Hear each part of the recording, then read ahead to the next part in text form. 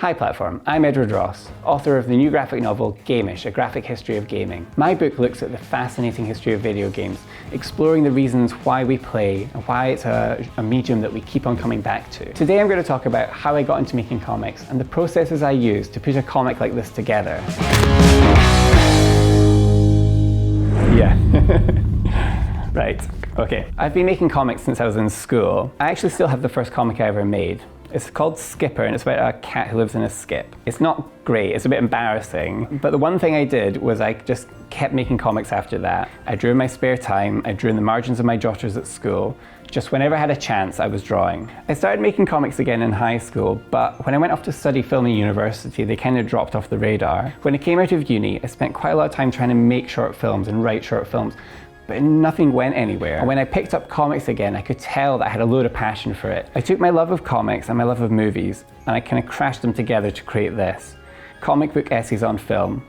I was writing about stuff that I was really passionate about and getting to draw about them too. I got 100 photocopies done and put them on sale at the local cinema. Once I'd sold all 100, I took that money and printed 100 more. Soon I was getting a kind of mini following. I was actually working at the cinema at the time, so kind of like, that's when people would be like, they buy it. And this is my first ever self-published comic, Filmish. Soon I was getting sort of a mini following. People were coming up to me at the counter and telling me how much they liked it. So I made 3 more issues and then pitched the idea to a publisher. It all took off from there. And once the Filmish book was done, I pitched Gameish. It took about 2 years to write and draw it, and that's where I am now. It's about to come out. What drew me to comics as a creative person was that you don't need to rely on other people to get them done. You don't need a cast, you don't need a crew. It's just about you and your imagination and what you can draw. When I'm drawing a comic, I start off with the script. I sometimes include image descriptions, but normally it's just the dialogue. I just want to focus on making sure that what I'm saying is just precisely right. There's not a lot of room for waffle in a comic, so you have to be quite concise. From there, I move on to thumbnails. These are tiny little drawings I do to show future me what I want to draw. Although these drawings are really rough around the edges, I really like them. There's a lot of charm in them, and I like to come back once the comic's finished and look at where the comic started and where it's gone to. The next step is penciling. That's when I take these thumbnails and I add all the detail that I'm going to need later on. So this is where I put in all the facial expressions, all the details. It can still be rough around the edges, but it has to look as close as possible to the finished article. I actually work digitally for this phase. I work on an iPad Pro with Clip Studio. Pencils are probably the most time-consuming part, especially when past me, drawing thumbnails, has decided to include a big crowd scene or a cityscape. I never had any formal illustration training, so anatomy and perspective aren't my strong suit. I use a lot of reference imagery to help, and Clip Studio has amazing perspective tools which help ease the pain. Inking comes next. This is probably one of my favorite parts. I can finally stop thinking, I can stick on a podcast or some music and just draw. The job now is to take those pencils and to turn them into really perfect versions of all those lines, making sure that I get everything just right. Obviously, working digitally means I can undo my mistakes, but I really have to hold myself back and make sure I don't do that too often, because you can end up with something that feels kind of stiff and lifeless. Finally, I've got to add colors.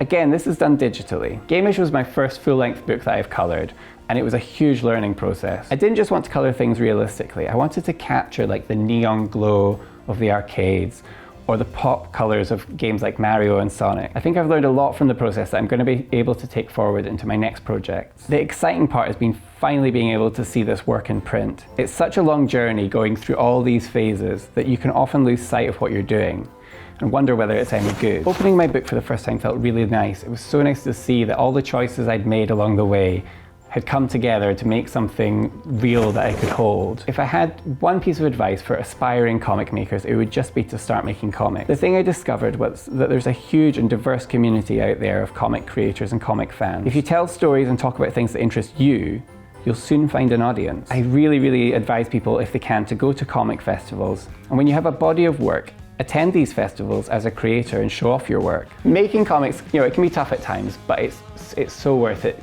Getting to spend your time doing something creative, getting to show your work to other people, it's just such a joy. La, la, la, la, la, la. Thanks for watching. If you're interested in making your own comics, why don't you let us know in the comments? Subscribe for more videos like this one. Okay.